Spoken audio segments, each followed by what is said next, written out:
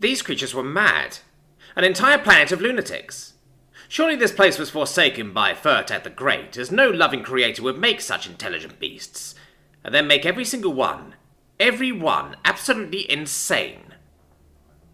Whole fleet groups would regularly confine themselves to cramped land vehicles for full rotations.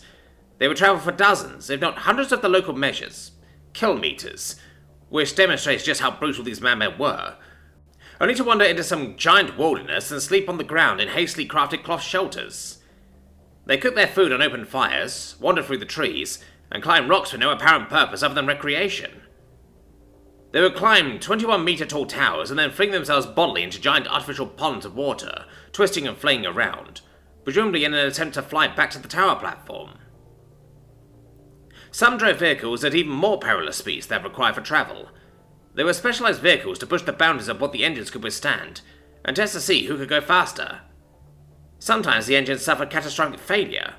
Sometimes the vehicles would lose control and be destroyed. Some of them cut out the middleman and just rammed vehicles into each other and called it a race. Even their artistic endeavors were studies in self-brutalization. If you do not fear peering into hell, look up a mosh pit on their local datanet.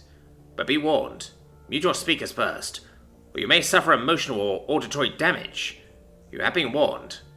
The music which inspires such dancing is just as aggressive and intense. There was even a classical music composition that required the firing of a cannon. Field artillery is a musical instrument. What sort of defective mind would... Best not to ponder it. I can only see it causing me anguish. Still, there are other activities they pursue, which would give just about any sophan pause.